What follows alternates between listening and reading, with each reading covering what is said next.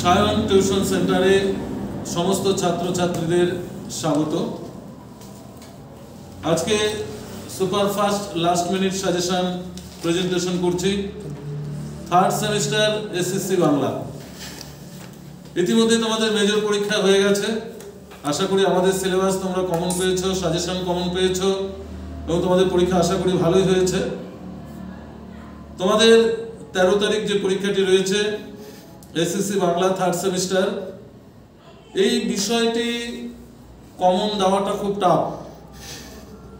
তোমাদের প্রবন্ধ রচনা রয়েছে, সাক্ষাৎকার রয়েছে, কাল্পনিক সংলাপ রয়েছে, বঙ্গানুবাদ রয়েছে, বাংলা টাইপিং পরিকল্পনা রয়েছে, যেগুলো অনেকটা ব্যবহারিক বাংলা।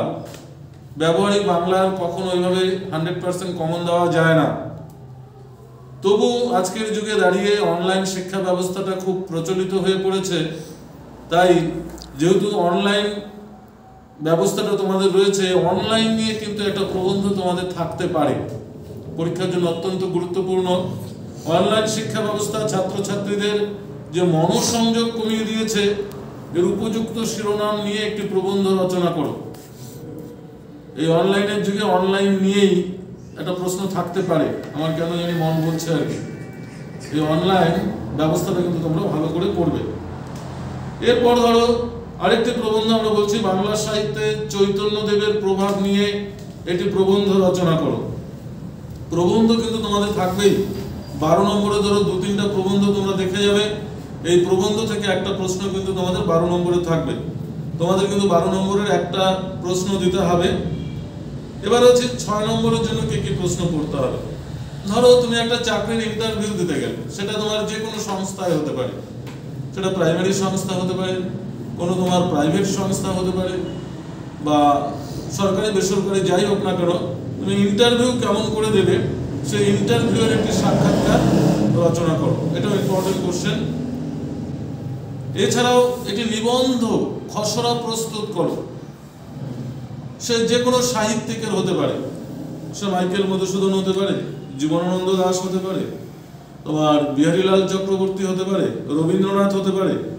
যে কোনো একজনের, সেটা শতবর্ষের আলোকে হতে পারে, 2 শতবর্ষের আলোকে হতে পারে, 1.5 শতবর্ষের আলোকে হতে পারে, যে ফিরে দেখা, এই নিয়ে একটি নিবন্ধে খসড়া রচনা করো। খুব ইম্পর্টেন্ট বিষয় রয়েছে এটা, এটা তোমরা দেখে যাবে।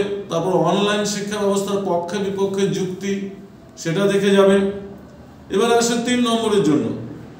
3 নম্বরের জন্য কি কি প্রশ্ন হতে পারে, যেমন বাংলা টাইপ ব্যবহারের নিয়মগুলি কি কি, বা বাংলা টাইপ ব্যবহারের জন্য আমরা কম্পিউটারে কি সফটওয়্যার ব্যবহার করি, কি কি সফটওয়্যার ব্যবহার করি, এই ধরনের প্রশ্ন থাকতে পারে।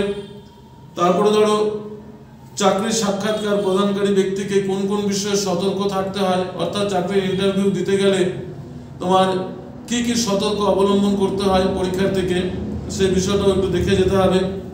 তারপর হচ্ছে প্রবন্ধ রচনার শিরোনাম কেন গুরুত্বপূর্ণ, ইংরেজি থেকে বঙ্গানুবাদের সূত্র কি, ইংরেজি থেকে বঙ্গানুবাদ করার নিয়মগুলি কি কি, এই ধরনের প্রশ্নগুলো কিন্তু তোমরা দেখে যাবে।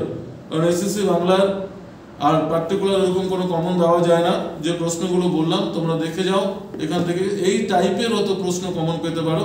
সরাসরি যদি 100% নাও পাও, পরীক্ষার ধরনটা, প্রশ্নের ধরনটা কিন্তু এরকম আসতে পারে।